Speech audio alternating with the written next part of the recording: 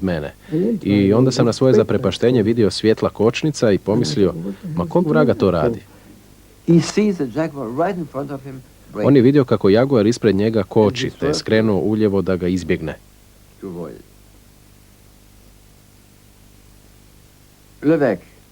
Leveg, koji je dolazio od ostrag, bio je zatečen i očito ništa nije mogao učiniti. A onda je iznenada uslijedio strahovit udarac i Levegov automobil preletio je iznad mene. Njegov je kotač prošao tik do moga lijevoga uha.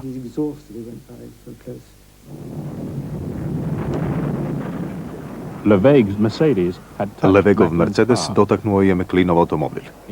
Udario je u ogradu i zapalio se. Leveg je poginuo. Komadi automobila odletjeli su u mnoštvo. Sljedeće čega se sjećam jest metež, pa sav taj lim, pa krhotine i buka i vrisak, treskanja automobila. Zbivalo se svašta. A ljudi su navrli u naš boks sa strane staze. Pokušavali smo ući na stražnja vrata koja su bila zaključana. Nismo znali kako će to daleko ići, jer zbivalo se to baš nasuprot nas, nekih 20-30 metara niže.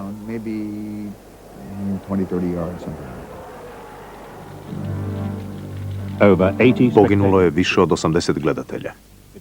Bila je to najteža nesreća u povijesti autoutrke.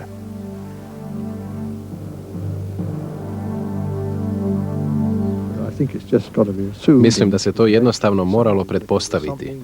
Bilo je to nešto što se moglo dogoditi, no doista nikoga određenoga ne može se okriviti. Bio je to stjecaj okolnosti koji se vjerojatno nikad više neće ponoviti. Nadajmo se. Utrka je nastavljena iako bez Mercedesa koji se povukao u znak štovanja poginulih. Potkraj sezone posve su se povukli s utrke. Hawthorne je nastavio i donio tužnu i ispraznu pobjedu Jaguaru.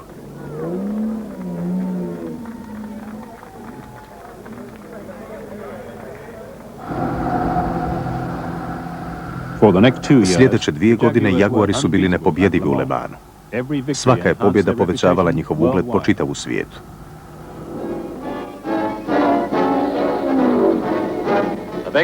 Veliki britanski trkači nastavljaju s izvanrednim nizom pobjeda u svakoj važnoj utrci športskih automobila. Osvajaju prva 4 mjesta u Le Manu.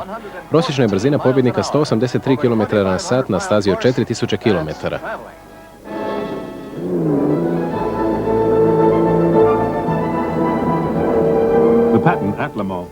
U Le Manu uvijek se jedna tvrtka popne do vrha na nekoliko godina, a onda je to mjesto otme novi izazivač koji je voljan ulagati u utrke.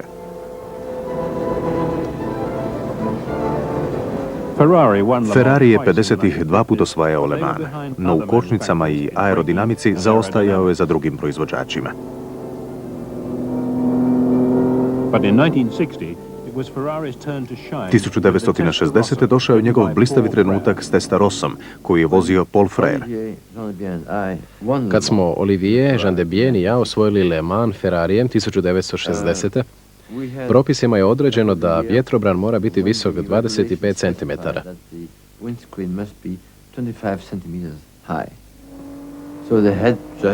Postavili su mu samo velik vjetrobran, a ništa nisu poduzeli glede poboljšanja aerodinamike. Otkrio sam kako je automobil tako spor na ravninama da sam izvadio štopericu i mjerio vrijeme. Paul Frère diplomatski je navijestio Enzo Ferrariju da je konstrukcija zastarjela. A on je odgovorio da je aerodinamika za ljude koji ne znaju napraviti dobre motore.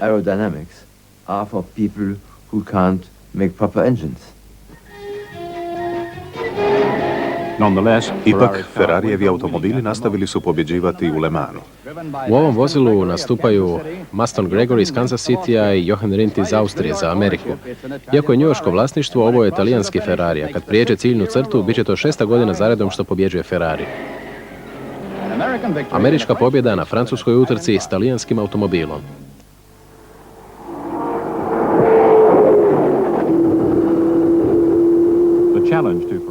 Ferrariju je rukavicu bacio Ford. Automobil je bio GT40. Ferrariji nisu pobjeđivali samo u Le Manu, nego su redovito pobjeđivali i u Americi. Henry Ford III bio je ljubomoran na talijanske uspjehe na njegovu domaćem tlu. Ford je ušao u utrke da bi promicao predodžbu o sebi. U opojnim danima 60-ih činilo se to dobrom zamisli. I doista je bila, jer donijela je neizmjerna uzbuđenja i otvorila vrata u upravljanju i vožnji i tehničkom razvoju i disk kočnicama i koječemu što se inače možda ne bi pojavilo.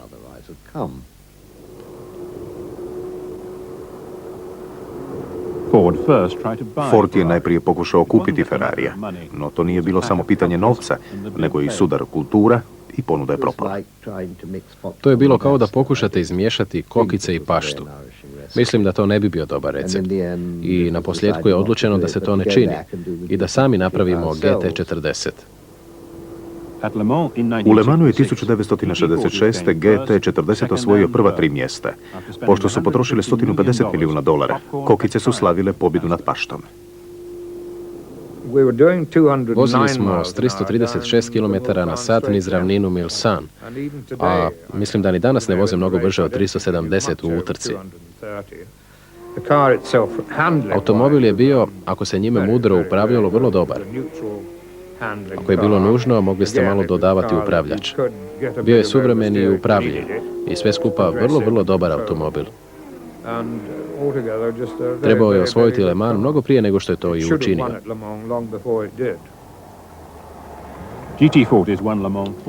GT40 4 puta zaredom pobjeđivao u Le Mansu i otplatio ulaganja, a onda je i on nadmašen. Ime koje je zamijenilo Forda na pobjedničkom postolju u Le Mansu postaće najuspješniji od svih, Porsche. Ovaj skromni 356 prvi je koji je ponio obiteljsko ime. Pojavio se 1948. U razvoju Porscheovih automobila utrke su uvijek bile bitne. Sudjelovali su u svim velikim utrkama športskih automobila, Targa Florio, Daytona, Sebring.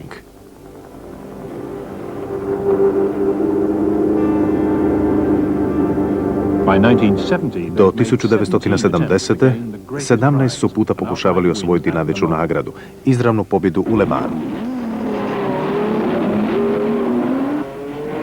1970. Le Mans je vidio početak novog doba. Porscheova upornost počela se isplaćivati. Te je godine njihov automobil bio poboljšan i 917. Mislim da je Porsche 917 bio doista strašan automobil. Mislim da mu je najveća pohvala što u njemu ne možete slomiti ništa osim vozača. Jednostavno tutnjite niz ravninu u Mulsanne i ne pomišljate na kvar. Za mene je taj automobil imao zbiljsku osobnost. 917 je bio samo početak niza uspjeha 70-ih. Bili su premoćni do 1982. Ključ je bio u njihovoj pouzdanosti. Ušli smo u utrku i stazu prešli bez ikakve greške. Uopće niste morali podizati vozilo radi provjere stražnjeg kraja. Pobjedili smo i gotovo. Slijedilo je još 5 pobjeda, nenadmašiv rekord. Porsche je prešao dug put od svog prijepornog početka. Profesor Ferry Porsche proveo je cijeli život u konstruiranju, poboljšavanju i prodavanju svoje obitelji športskih automobila. Strojogradnju je naučio od oca. Od 5., 6. godine svake bih subote, nedjelje, vikenda odlazio u tvornicu s ocem i slušao razgovore koje je vodio sa svojim ljudima.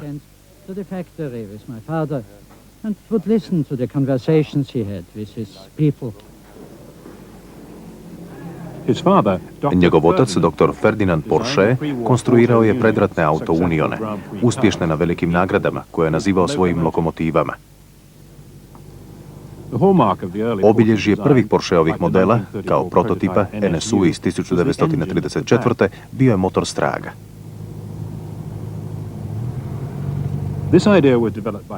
Ovu je zamisao Porsche razvio u najuspješnijem automobilu svih vremena, Volkswagenu. Narodni automobil bio je blistav uspjeh zamisli, konstrukcije i predodžbe. Bio je neodoljiv i za Adolfa Hitlera. No nakon rata Porscheova je obitelj snosila posljedice zbog svojih veza s nacističkim ratnim strojem. Francuzi su htjeli Volkswagenovu tvornicu na ime ratne odštete i o tome pregovarali s drugim saveznicima. Htjeli su nas dovesti da im je organiziramo. No, kad je to nanjušila francuska automobilska industrija, našla je načina da nas stavi s one strane brave kao ratne zločince.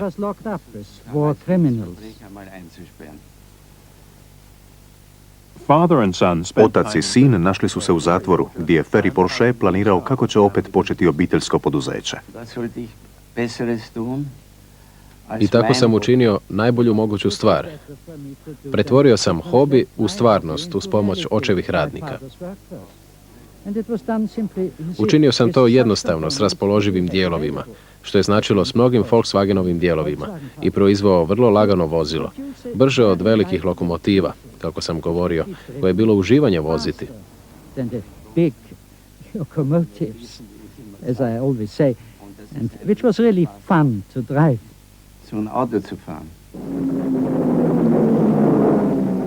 Rane Porsche bilo je zadovoljstvo voziti, a bili su i brzi.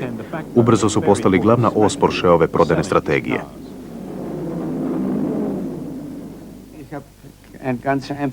Moja je formula bila jednostavna. Stranica oglasa ima određenu cijenu. Imam li uspjeha na utrkama? Dobivam tu stranicu badava, a ta se stranica i čita.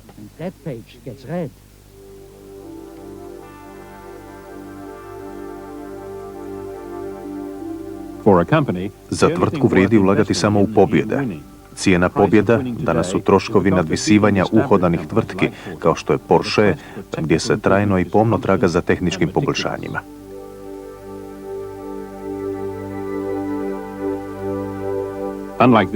A za razliku od oku ugodnih automobila od prije pola stoljeća, danas oblik trkačih Porschea ne određuje privlačnost, nego svrhovitost. A ta je svrhovitost ubrzanje od ništa do 240 u 10 sekundi. Kočenje od 240 do ništa u 5 sekundi. Postići takav učinak vrtoglavo je skupo. Tu cijenu mora platiti svaka tvrtka koja kani prodavati športska vozila. Mora kupiti svoj ugled i predodžbu o sebi. Možemo to vidjeti kod Japanaca. Golema ulaganja. Je li bila riječ o Hondi, Formuli 1 ili o skupini C, o Nissanu, u Europi ili ovdje, ili Toyoti. Oni kupuju svoju baštinu. Pobjeda Jaguara u Le Mansu 50-ih, sve je to bilo u korist budućnosti. Uprava koja je spremna podupirati uspješan trkački program, ista je ona nasrtljiva uprava koja će proizvesti i najbolje moguće cestovno vozilo.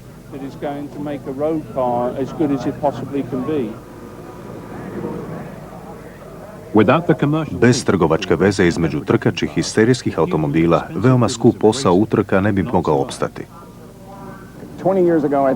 Prije 20 godina velika količina išla je od trkačih automobila prema serijskima. Prije 10 godina samo je dijelić išao od serijskih prema trkačim. Sad zapravo uzimamo dijelove od nekih serijskih automobila i prilagođavamo trkačima. To je ozbiljan posao. Ne bi ulazile u nj kad ne bi bio povezan neposredno s prodajama automobila. Ni japanske, ni Jaguarove tvornice. Mislim da su ovo velike utrke.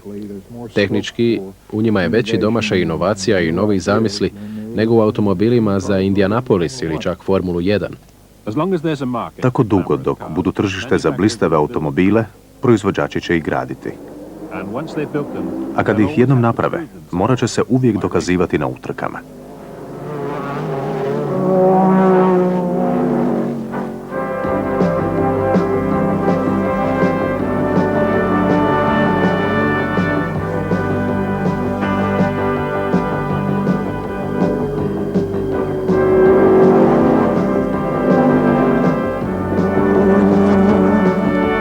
Odabrao Đelo Hadžiselimović, preveo Saša Kolka, sinkronizacija Ruben Albahari, tekst čitali Mario Anduš i Miljenko Kokot, realizacija Gordana Klajić, obrada Hrvatska televizija.